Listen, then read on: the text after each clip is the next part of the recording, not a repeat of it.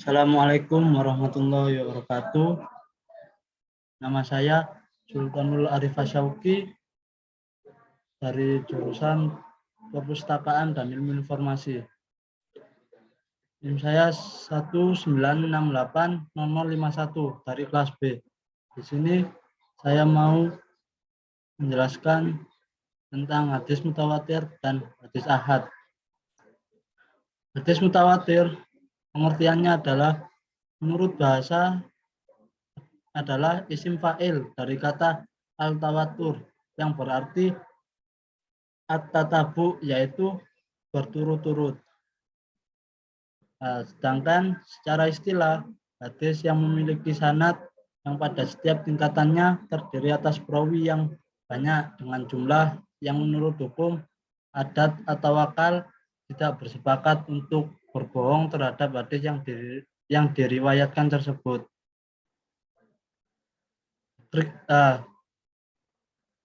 Kriteria hadis mutawatir, maksudnya hadis yang termasuk dalam hadis mutawatir ada beberapa kriteria.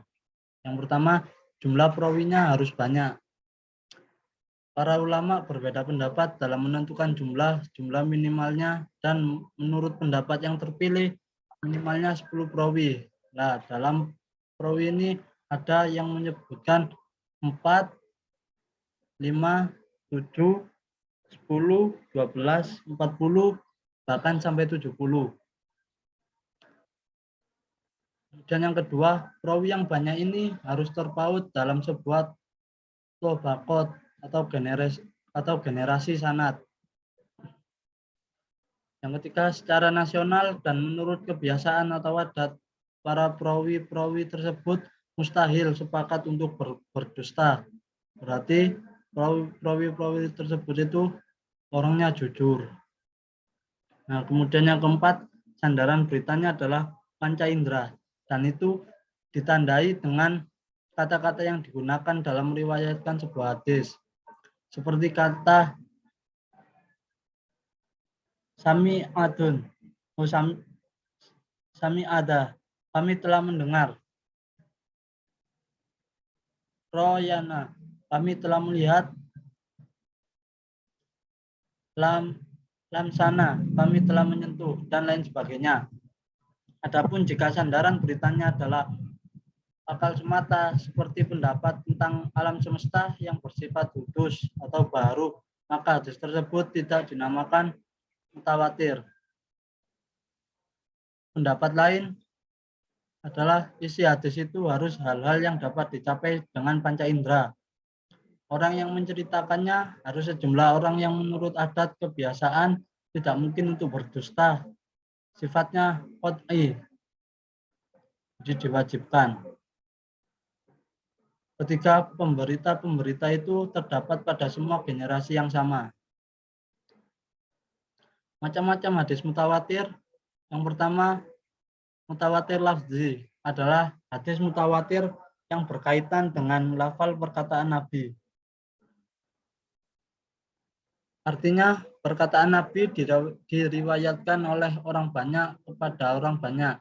Suatu mutawatir dikatakan lafziyah apabila redaksi dan kandungan sunnah yang disampaikan oleh sekian banyak perawi tersebut adalah sama, benar.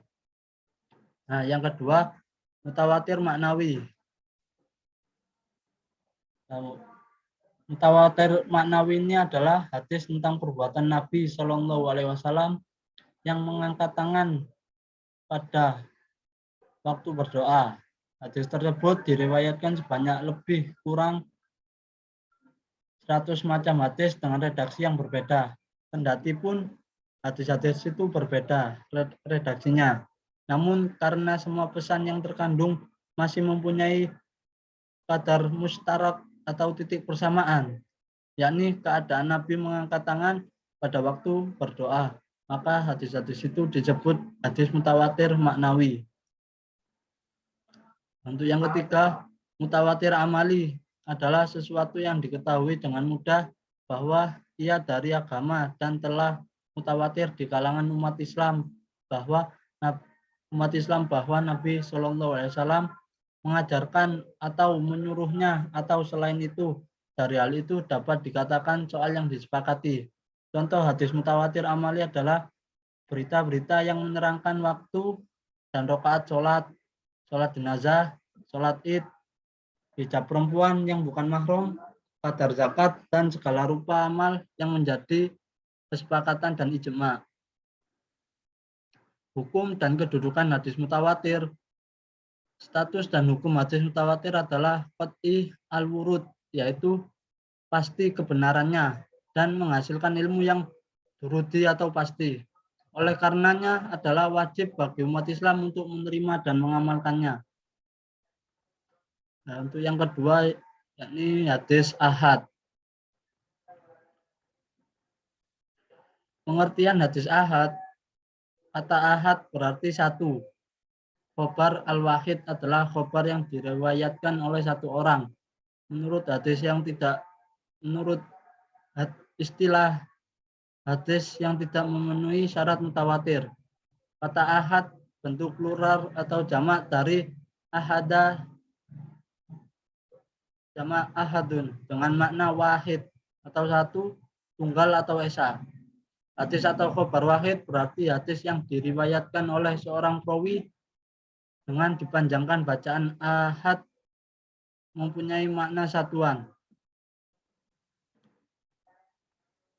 Macam-macam hadis ahad. Yang pertama, hadis masyhur. Secara bahasa, kata masyhur adalah isim maf'ul dari syaharah yang berarti al-zuhur, yaitu nyata. Sedangkan pengertian hadis masyhur menurut istilah ilmu hadis adalah hadis yang diriwayatkan oleh 3 orang perawi atau lebih pada tiap tingkatan sanad, selama tidak sampai kepada tingkat mutawatir.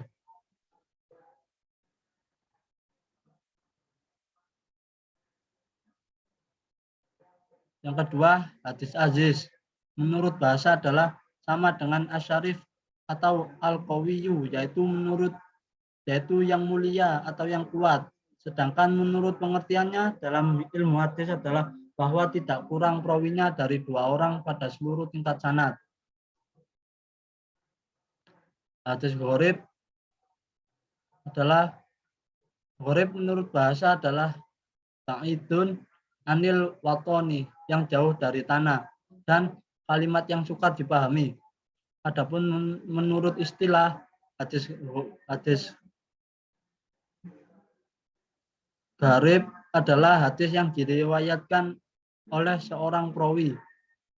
Dalam pengertian lain, hadis gharib adalah hadis yang dalam sanadnya terdapat seseorang yang menyendiri dalam meriwayatkannya, di mana saja penyendiriannya itu terjadi.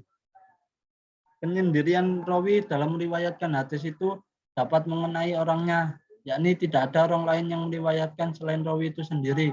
Juga dapat mengenai sifat atau keadaan rawi. Hadis gharib dibagi menjadi 2. Yang pertama, gharib mutolak. Hadis yang menyendiri seorang perawi dalam riwayatannya pada asal sanad.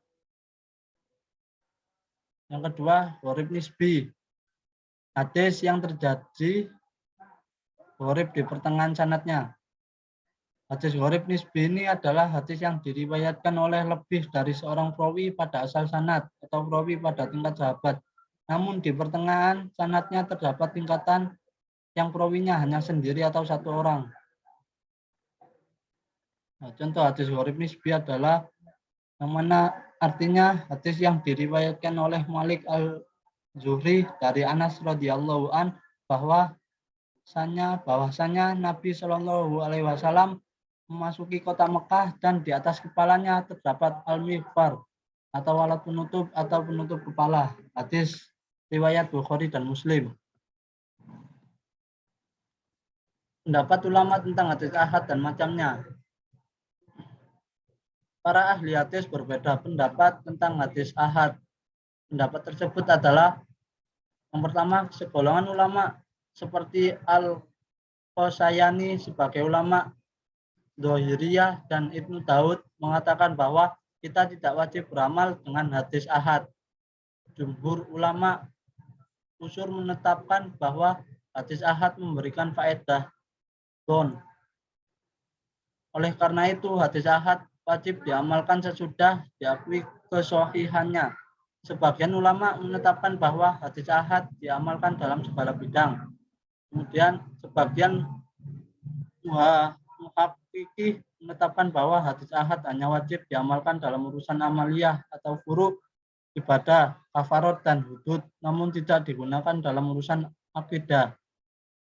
Kemudian Imam Syafi'i berpendapat bahwa hadis ahad tidak menghapuskan suatu hukum dari hukum Al-Quran.